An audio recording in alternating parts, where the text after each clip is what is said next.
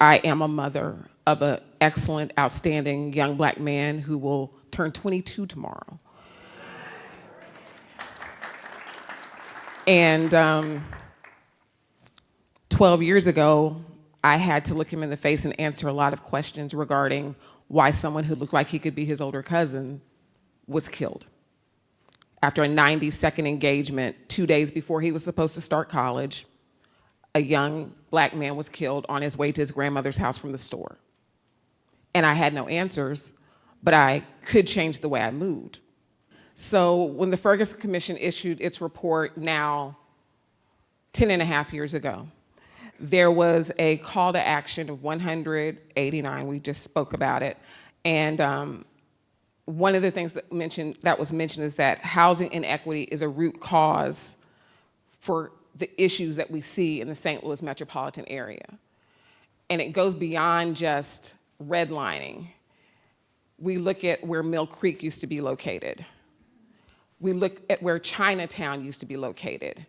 And in the name of development of downtown, we have pushed those communities that were vibrant and productive to our economy and to our culture north and to West County and to wherever else those populations could go. And we still have not been able to bring back what we pushed out because it didn't look good to have people of color in those spaces. In 2021, the Community Builders Network issued the Affordable Housing Report Card. And my question to you is, what do you think the grade was for the St. Louis region? Was it an A? No. Was it a B? Was it a C? C minus? D? It was an F. A couple of things that played into that grade. 77% of white households have affordable housing compared to only 50% of black households.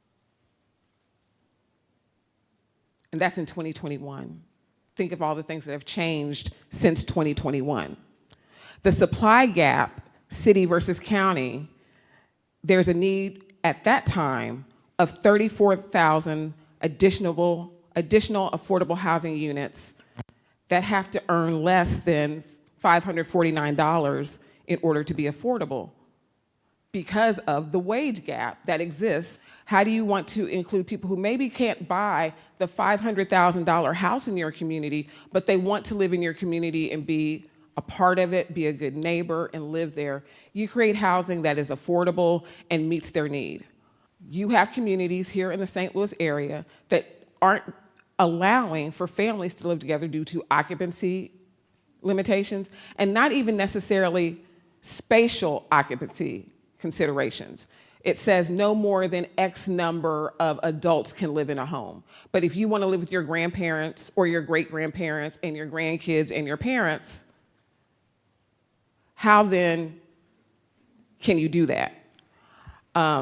If you don't allow for duplex housing in certain areas that allow for multi-generational or gathering of families, which in my culture and in a lot of cultures is traditional, that's exclusionary housing, and quite honestly, it's racist, because those covenants were created to keep out people who generationally and religiously and culturally want to live together, and they're still on the books. What we know is that racism is a sin, but it's also systematic. Exactly 1 year after a tornado killed a woman in a church and some other people, there are still people living in tents, and now there's a rush to make it look like something's been done. And so my question is, where's your outrage?